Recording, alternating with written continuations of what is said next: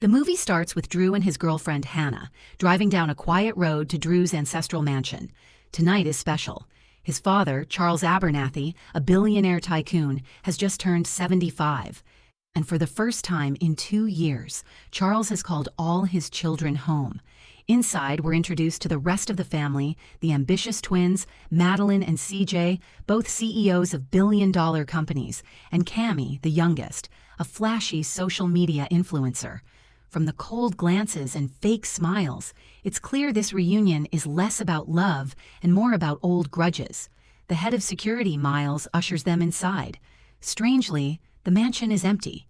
Charles had dismissed all his staff for the night. He wanted this evening to be just him and his children. When he greets them, he's surprised to see Hannah tagging along, since the invitation clearly said family only, but Hannah laughs it off, admitting she crashed the party because she didn't want to miss his big birthday, especially since she and Drew had prepared a surprise gift. That's when Charles drops a bombshell. He calmly announces that he won't survive the night. Someone, he claims, is coming to kill him before midnight. That's why he locked down the house and sent everyone else away. Charles confesses that during his rise to power, he made enemies, ruthless enemies. He admits he took shortcuts, betrayed people, and those sins have finally come back to haunt him. His plea to his children is simple: protect me tonight so I can live to see tomorrow. And to make things even more complicated, Charles pulls out his will. It states that if he survives until morning, his massive fortune will be divided equally among the children. But if he dies tonight, every last cent goes to the Abernathy Foundation. The siblings sit there stunned. None of them saw this coming. Was their father losing his mind? Or was this some twisted game to test their loyalty? Charles had already prepared for tonight. Every window in the mansion was reinforced with bulletproof glass, and every door sealed shut. No one could get in or out. Then, turning to Hannah, he firmly told her to leave. This was family business, but Hannah refused. If there was even the slightest chance Charles was telling the truth, she wasn't going to sit this out. CJ and Madeline weren't buying it. To them, this was just another one of their father's dramatic stunts, a desperate attempt to bring the family together before he died. But Hannah wasn't so sure.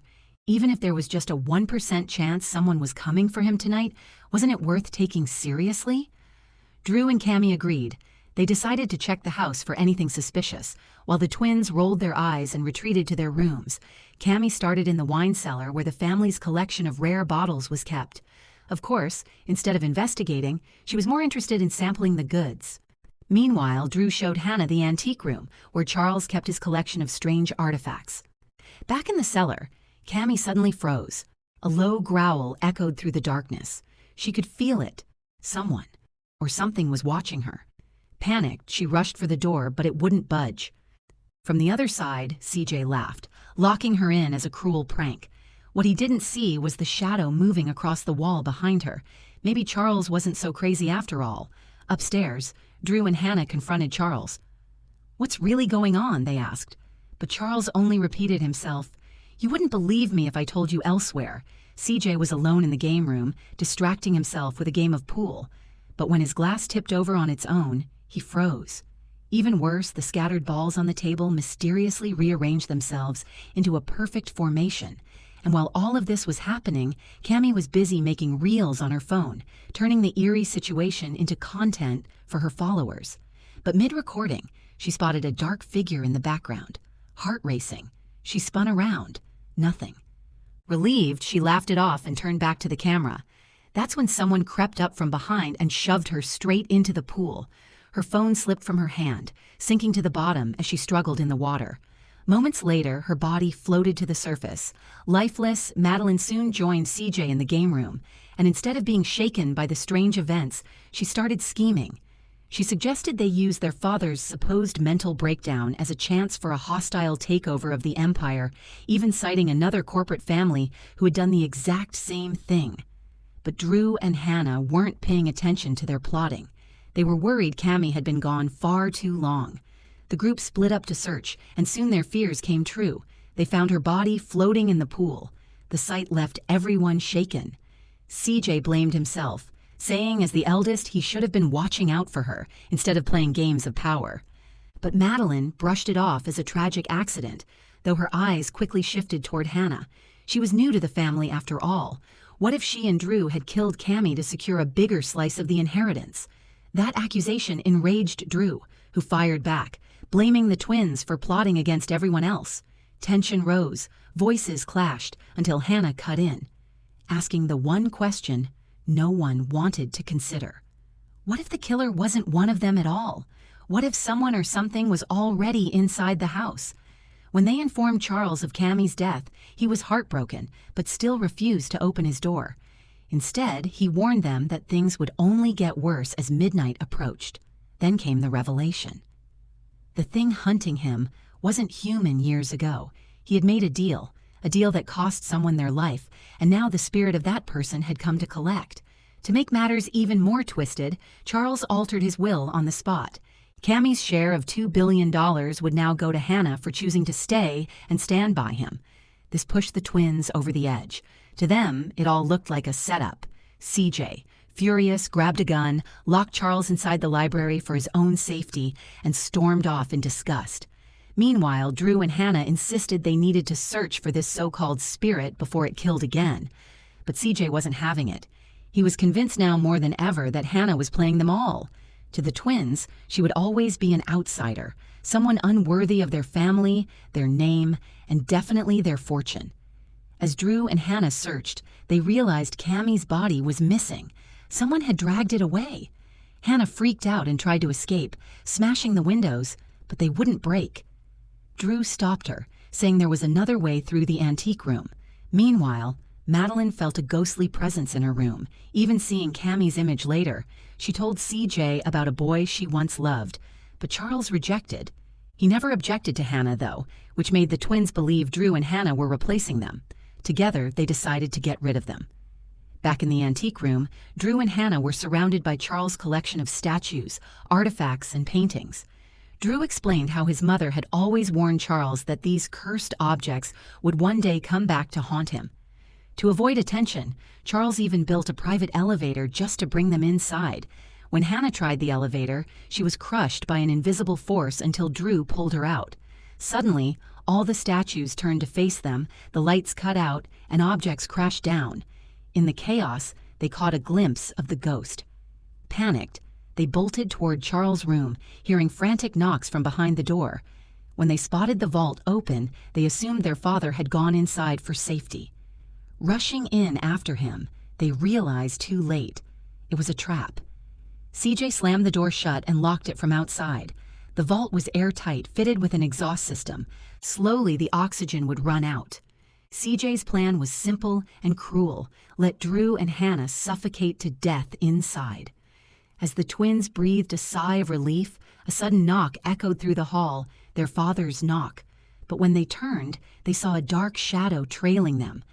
Madeline stepped forward to check, only to see footprints appearing, slowly walking toward her. Before she could react, an invisible force gripped her throat, lifting her into the air and dragging her away. CJ watched in horror and chased after her. Moments later, he found Madeline in her room, standing before Cammy's portrait, blood dripping from the painting's face. Then from that portrait, an evil figure emerged, a twisted version of Cammy herself. It lunged at Madeline. CJ drew his gun, but in his panic, the shot struck Madeline instead. She collapsed, lifeless, as CJ screamed in shock. Desperate to save her, he rushed to her side, but her body vanished right before his eyes. Now truly terrified, CJ realized he wasn't just fighting shadows, he was fighting his own mistakes. No shaken, he ran to the vault and freed Drew and Hannah, who were barely clinging to consciousness after nearly suffocating inside. They thanked him, unaware he was the one who had trapped them there in the first place, guilt-ridden. CJ handed them the responsibility of solving this nightmare, while he prepared to face the entity himself, with only one bullet left. But the spirit was clever. Instead of confronting him directly, it turned its attention to Drew and Hannah, forcing them to run for their lives. They bolted into a locked room, only to discover a hidden chamber within. Inside were shelves of occult relics, ritual books, and summoning spells. Hannah quickly pieced it together. Charles had struck a deal with something far darker than anyone imagined. Meanwhile, the entity cornered CJ, driving him to the top of the mansion. In despair, he leapt, only to be caught by the spirit itself. Shifting into Madeline's form, it drained the last of his life away. As midnight drew closer, the demon grew stronger, hunting Drew and Hannah relentlessly. They finally broke into Charles' room, demanding answers, and at last, Charles revealed the truth. Generations ago, the Abernathys were powerful, but by his father's time, the fortune was gone, wiped out by scams and failure. To claw his way back from poverty, Charles made a deal with a demon, the demon of greed, Mammon. In exchange for unimaginable wealth, Mammon would claim Charles' soul on his 75th birthday. And now, the debt was due. At first, Charles seemed satisfied with what he had, but after witnessing his wife's death, something darker crept in. Greed not for wealth, but for legacy. He wanted his name carved into history, remembered for eternity. And so, he struck a new bargain with the demon, his bloodline, in exchange for his own life. That's why he had gathered his children that night. That's why the demon was slaughtering them one by one. They weren't there for a reunion.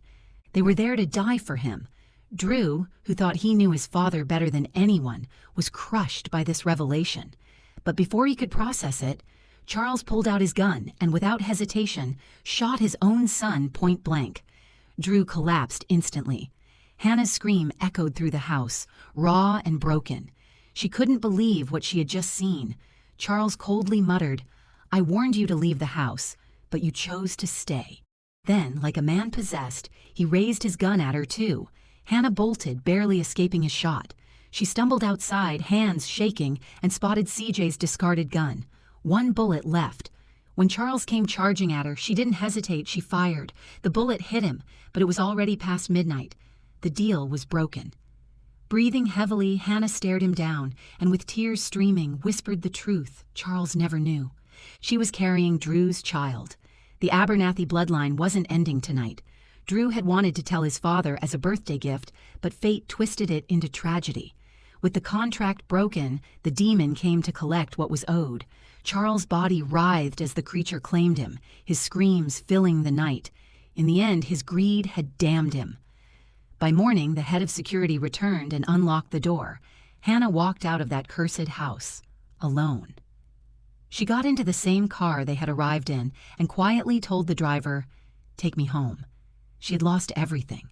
Drew, the future she dreamed of, and the family she thought she could be a part of. None of the fortune, the mansion, or the Abernathy name mattered to her. All she ever wanted was Drew, and just like that, the story ends. If you enjoyed this recap, don't forget to like and subscribe, and I'll see you in the next one.